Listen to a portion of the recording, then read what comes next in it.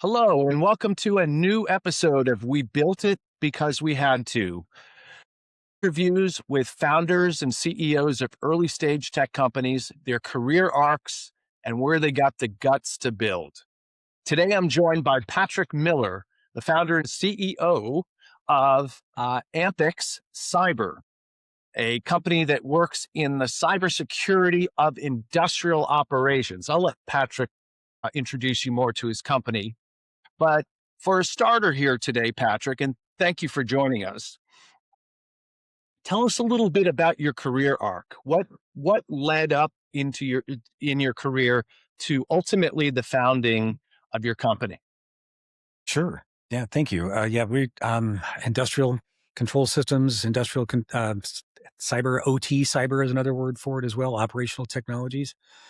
So we do cybersecurity and physical security for power plants, water, chemical, mining, manufacturing, shipping, those kind of companies.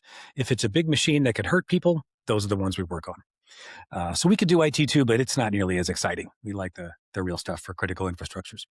The companies, I've got one brand. I have a global operation, so I've got operations in Europe and the U.S. This is my fourth consulting firm that I've done. So I've learned from partners and private equity and capital and those kind of things. And this was my first step out into my own bootstrapping a company and running a firm, or actually multiple firms under one brand on my own. So that started in 2021. Which of course was an interesting time for the world to try to go out and do something like this on your own dime, on your own time, Right. with a lot of uncertainty in the future. But it was something that I just kind of had to do. Right. Excellent. Now, what line of work were you in prior to founding this company? Were you in cybersecurity Sure. prior? Yeah, I've been in. Talk a little bit about that. I can see your LinkedIn here, but I'd like you to Yeah. walk me through. Yeah, I've been in cyber one way or another since the 80s, like before there was digital stuff. It was mostly analog. Okay. Um, my dad came out of the military in comm, and he was big person on technology. So we always had every piece of new tech that you could imagine, from, the first Pong game to I had every Commodore, I had a TRS-80, I had any early computer thing you can imagine. I had my hands on it as a kid. When AT&T broke up, he left the military, went to AT&T. AT&T broke up. He went to compete against AT&T as his own phone company.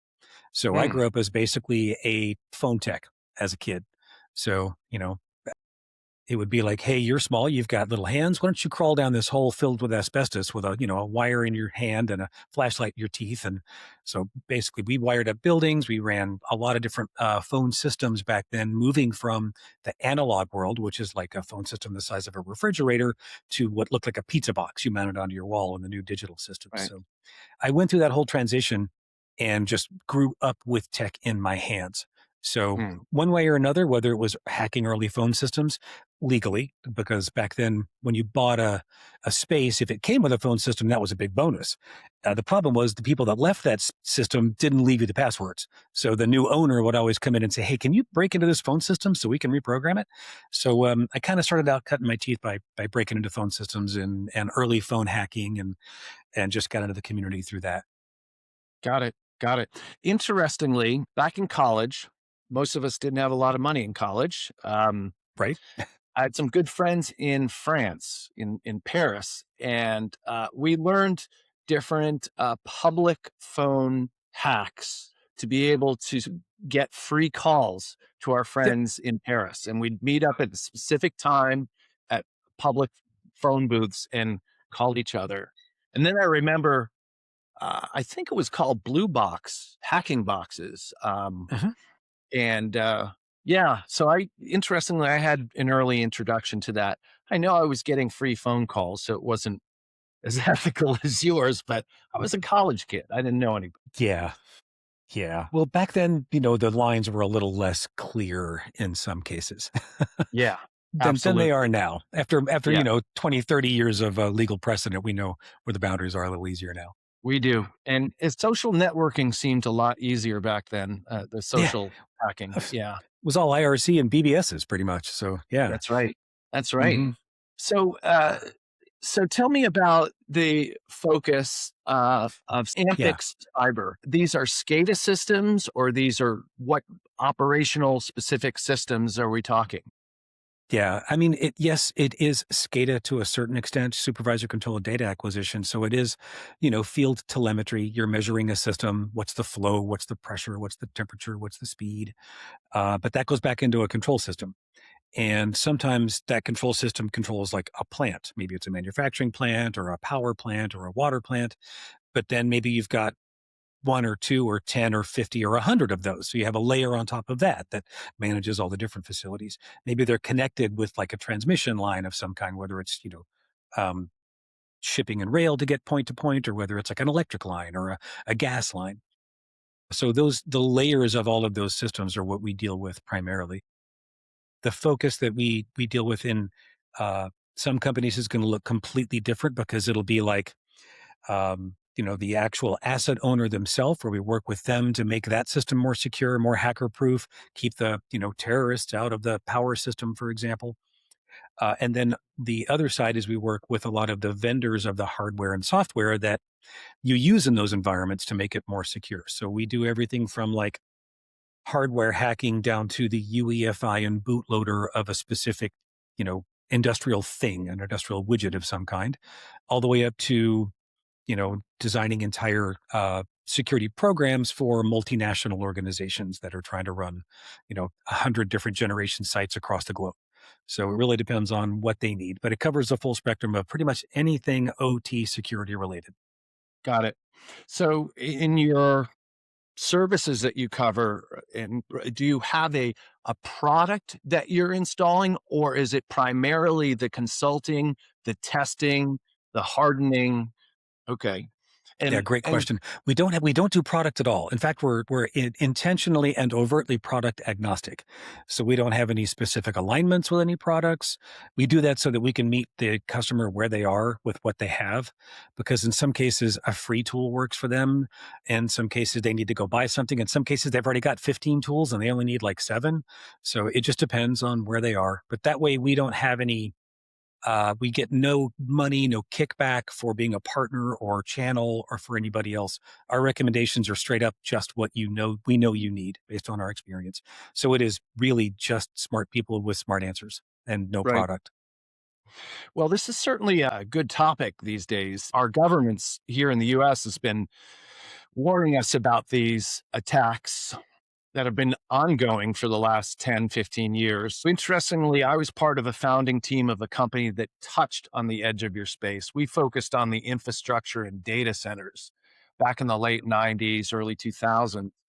Interestingly, one of the associates with one of our VCs that funded the company has gone on. He remains a very good personal and professional friend. Became the CEO of Nozomi Networks. You probably know Nozomi. Edgar. Yes, Edgar Yeah. Captivate. Yes, Yeah. Yeah. yeah. I know him well. He Yep. was the associate at a VC firm called iMinds, and they put in 3 of the 12 million into what was net browser communications. So, and Fantastic. we've maintained our friendship over the years. Remarkable professional, Yeah. um, Awesome. and I guess they just had $1 billion exit in the past year. They did. They were bought out by Mitsubishi, which is a great, I mean, realistically, that is the best exit you could have for something like one of these, to go to an actual, Mhm. massive industrial firm like that.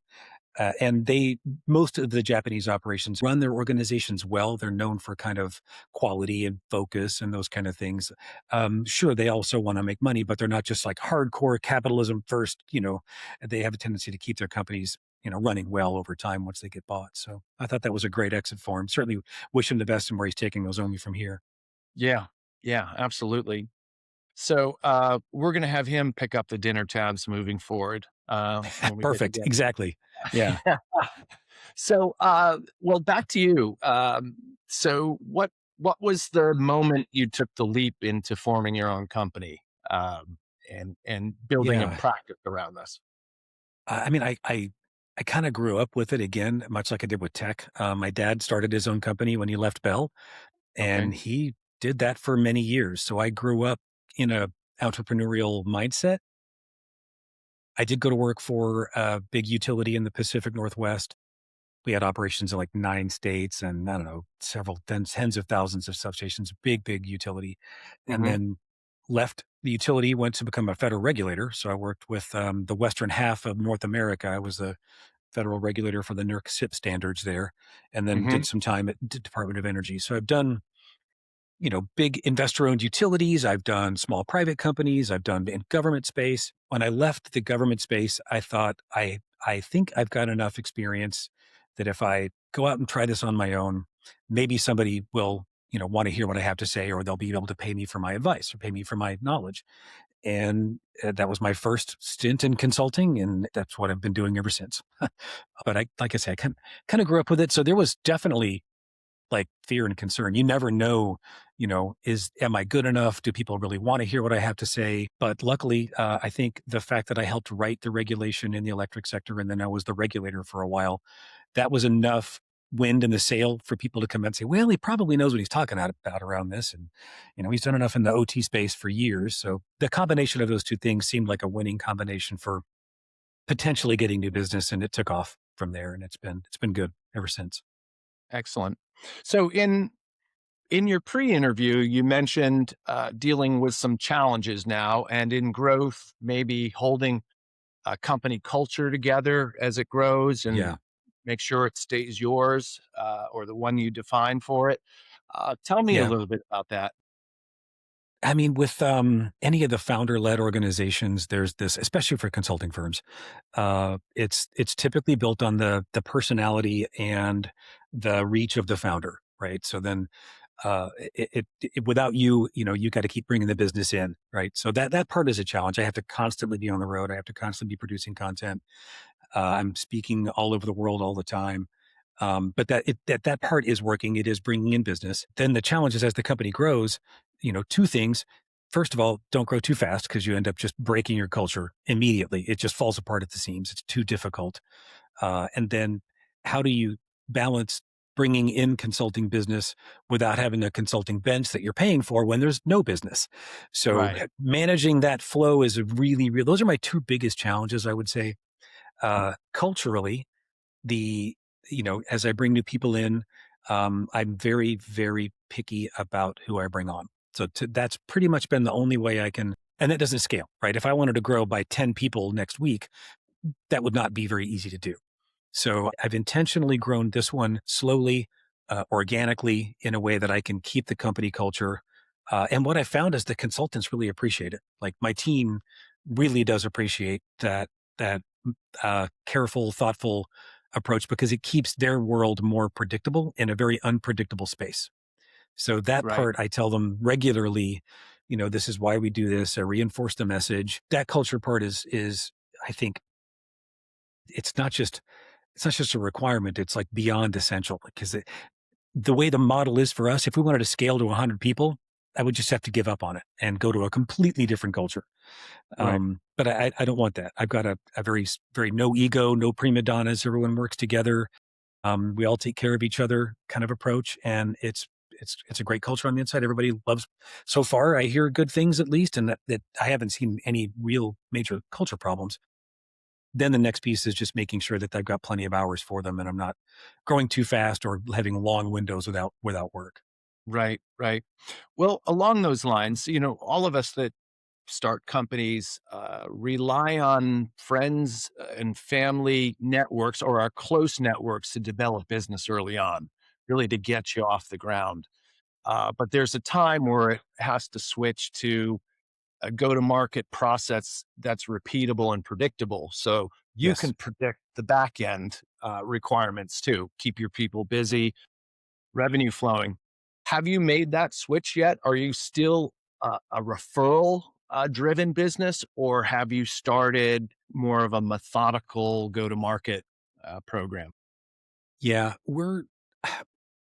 I have a bit of a different approach, and I don't know if it's that much different, but at least the way I frame it to myself is different. Instead of trying to reach everything and really have a really wide net, I've tried to create a center of gravity where people will come to us because they know this is where the knowledge for those things is, and probably the best place you can go.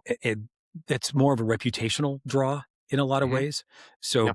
by really, really strongly and overtly, regularly conveying the message that we're the most knowledgeable, most high integrity firm you're going to find out there. We have a regular situation where there are certain clients we just won't take because of the way. I mean, we're in cybersecurity, and some people come to us and say, "We really need you to kind of rubber stamp our approach for Right. reasons," and we flat out just tell them no.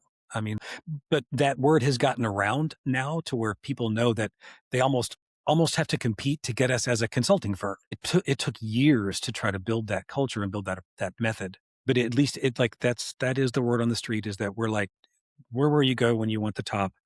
I don't have I sell myself and then deliver some guy right out of college. I mean, everybody we've got is really, really, really experienced. So that has a tendency to shine as well, because people that work with us recommend us for the look. They dropped in some smoke jumper, they landed, they put out the fire, and they found their way home. That it was that kind of thing has a tendency to carry its own weight. It's starting to move forward on its own now, which has been really, really helpful. On the other side of that, I've got my revenue team. I don't actually have a sales team because we don't really do much in terms of sales or even much in advertising. My revenue team looks for bids that match what we do and looks like something that we're willing to bid on. So I've got that as well. Through all of them have multiple different bid platforms and all that kind of stuff that you got to go through to find the bids. But I built that infrastructure as well. So I've got I'm out regularly trying to draw in business. We have plenty of content that's created that draws in business as well. We're probably around, I'd say, 5 to 10 hits just off of the website in a Okay. given month. We Okay. typically will take, maybe half of those, depending upon what they're looking for.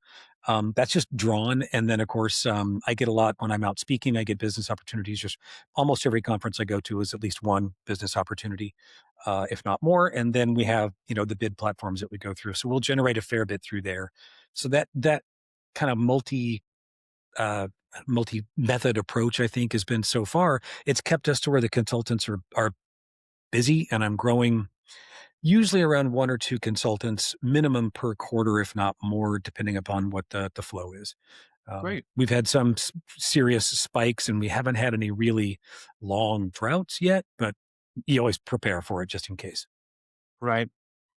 So I would imagine you are in the reputation business, as you mentioned, a regular steady flow of some content that positions you as thought leaders, case Yes, studies, maybe essential. essential. So your Yeah. team is putting these out with some cadence, I would imagine. Yeah, Good. we try to get at least one or two products out per week. I've struggled with this with various parties. Luckily, my CRO, currently my revenue officer on board, he's done private equity and many other things. Had a few heart attacks and decided to slow down, which is why why he works for me. Um, but most of the people that I've talked to originally, it was like, you need to crank this out on a regular basis. You need to make little bits of it so that it keeps people stringing along. And I just, something about that felt like there was a lot more work in there than I was getting in terms of return. So I've switched to providing, not as frequent content, still frequent, like at least one a week or more, um, but high quality, high fidelity content, like almost enough to where you're getting free consulting for it. Right. And that result has been really good. I've now been looking, even like at our SEO and our backlinks, we have a lot more authoritative sources pointing back to us. And I'm hearing from my friends in like the Fed space, hey, we're using your articles in our meetings. So it's that Wow. part is really good, and that again that reinforces that reputational basis. That hey, we're not just going to give you a piece of it and draw you in, and then try to get business out of you. We're willing to give you half of it, and then if you want us, you'll call us. Got it. I would imagine, Patrick, that in developing new business, there are fewer opportunities to reach out and promote yourself as much as setting up the scenario where you're thought of during an RFP process and you're given an RFP, like you're Yeah. included in the process, right? So I guess that would be your sales goal, was to make sure you're included. And then, of Yes. course, positioning yourself to win that deal versus maybe having a, you know, a SaaS company might have a set of SDRs that are on the phones or sending Yeah. email or LinkedIn requests, because you can't really push your services on a company that's not really requesting them per se, right? Right. Right. Yeah, We've done the and that reverse. We're very much anti-sales. I speak all over the world. I'm speaking in 2 days in Oslo, and there is not one bit of sales message in my presentation, literally zero. And I have found that has been the most effective method. I've even stopped carrying business cards because I felt it felt like business. So now when they ask, I'm like, hey, let's just connect somehow. I'm not here to generate business. If we want to connect and you need us, great. But that approach where I'm not actively trying to sell. I don't buy booths at conferences. I buy dinners because you make friends that way, and they may never need us, but they may have a friend that's like, I have that's this right. problem. Oh man, this Patrick guy was super nice, knows his stuff. Maybe you should check them out.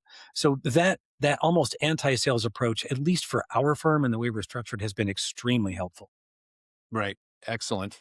Well, I have two questions related to AI and its effect on your business. Sure. Number one, I imagine you stated you're having success with SEO and you're backlinking and coming up as an authoritative source. Um, are you taking the same steps? There are slightly different techniques to use to come up in the AI searches. I Yeah. imagine you're probably spending time on that too, because that's, Yes. again, gravitational pull for your company. Yes, and where we've tried various different methods. We haven't paid for much yet because we've got some pretty smart people that are really good at this so far. Hmm. But yeah, we've been doing both, and getting the AI to know who we are Yep. is a really good one. And even I'll have random people just occasionally check with like spun up sock puppet accounts, and they'll ask certain questions, and we show up regularly. So Good. far, it seems to be working in the Good. AI space as well. Yeah, That's great. Well, my second AI question is what impact you're seeing, whether there's immediate fear, uncertainty, and doubt with your clients about Anthropic's Mythos model that was announced a couple of weeks ago. I mean, it looks like at first I thought it might have been a marketing stunt by Anthropic, but yeah, it does appear our own Treasury and Fed yeah, agencies have had emergency meetings. They're in the White House. I think the NSA is starting to use Mythos, which really scares the crap out of me, frankly. But yeah, it seems to be the real deal. Like yeah. it changes everything in cyber right now. Yeah, it's not necessarily a game changer, it's a game accelerator because we Accelerator. were Okay. it's just a freaking jetpack for this. Hmm. And the I think the part that is probably lost on at least the general public is that once we knew AI and LLMs were going to have this capacity, years ago, several years ago now, everybody in the security space, we knew this was coming. We've been planning for this. It's not like this was a surprise. This was like, okay, we're here. So this is where we are now. We have to act accordingly. Um, so I do think it will be a really, really frightening accelerant for many situations. And I think a lot of organizations will quickly realize things like their attack surface management will become a very different situation because they'll find things well, someone will find things that you didn't know was connected somewhere. So getting yourself, narrowed down to like small internet connectivity, super locked down connections, you're managing one point instead of 5,000 points, and you're managing it as fast as you possibly can, which typically means putting AI on the management of those devices so that they can operate at AI speed. So you're likely going to still need some sort of human in the loop for things like change managements and approval or backouts. But if for example, you need to implement workarounds, and AI is going to solve a workaround faster than a human will when you're looking at some sort of like proof of concept exploit or something like that that's come out. And if you've got not one, but 30 on even if it's one single point, let's just arguably say you narrowed it down to one point and you've only got, I don't know, 5 or 6 ports open on one IP address. So you've got a super small surface area. Maybe there's 50 new vulnerabilities in that one thing. So that's going to be the level of effort goes up as the level of effort goes up, things like automation and risk tolerance for failure, like the site goes down because we just took it offline, we're too scared. Those things are going to shift a lot of perspectives for the foreseeable future.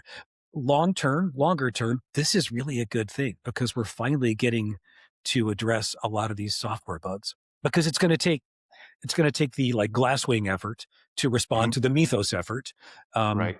the most frustrating part for me, not a single OT or industrial control systems vendor is on that list for Glasswing yet. You're kidding me. None of them. Not one. Not yet. As of the time of this recording, I just checked. Not a single one. Well, So I'd that, imagine if you're a nefarious foreign or even domestic terror organization, your first place huh, to go is to attack systems like dams and water supply and right? electricity I and mean, internet. we're actively fighting an adversary that has demonstrated their desire to attack our infrastructure. So yeah, that's to me that's a little bit of a problem. Yeah. Yeah, Speaking about that, what are the top?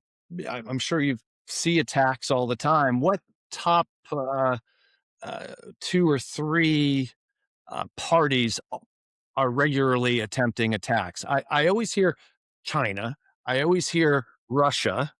And sometimes North Korea. North Korea does a lot in fintech and that mostly sort of stuff finance. too. Yeah, Would mostly those be your finance. top three? No, Russia, China, No. Iran. Okay.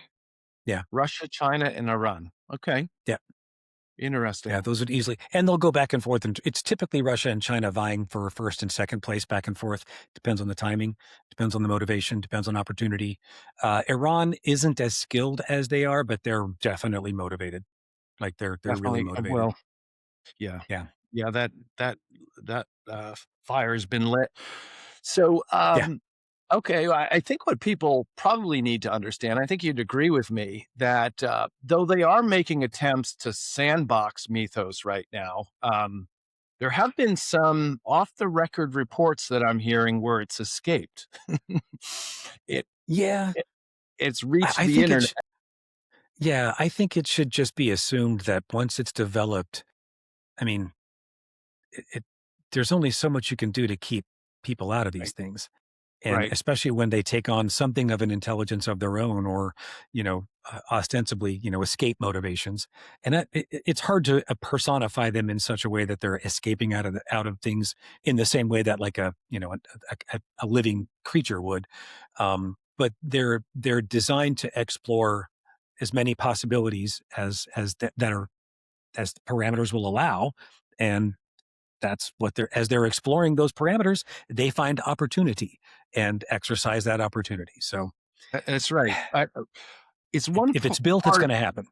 it's one part interesting, one part terrifying that most of the foundational models seem to have a survival instinct, uh, Yeah. not programmed in, just it manifested itself. Yeah. I mean, to a certain extent, the programming is there to persist. I mean, because you design even things like processes, you design processes to be fail safe. So that in the event the process hits a race condition or a memory allocation problem or a power issue, you design buffers into the processes so that it will try to find other options just by the nature of the logic. So it's not impossible to make the stretch that this is a, a real, almost guaranteed manifestation of just standard good process design logic and function. Right. I think we have a tendency to personify it a lot more than it actually is. But if we've designed it to create processes like that, that will be in some way, continue to run under any circumstance except these, catastrophic conditions, then it's by nature, it's going to manifest that at scale because you're just aggregating a bunch of those processes and you're seeing a larger manifestation like herd dynamics. Like each individual bird is an individual bird, but in the sky, they look like an organism behaving, That's the right. way they do. Yeah. That's right. That's right. Well, in closing on this mythos topic, I think it's important for people to know that there are potentially thousands of other models out there, a lot of them open source, and Yes. Anthropic may just be likely is the canary in the coal mine. In other words, if it gets continues to be contained, uh, there's also the whole bunch behind them that are improving recursively now in some cases, and will get there, and they're open source. Yes. Let's just say if Anthropic is the only company to do this, not that they are, but if they are the only company to get this far, that some other company hasn't already done this and already done it better, just hasn't announced it, like an adversary of some kind that just doesn't announce these things. Um, okay, let's just say, for the sake of argument, maybe Anthropic is the only one that's gotten this far.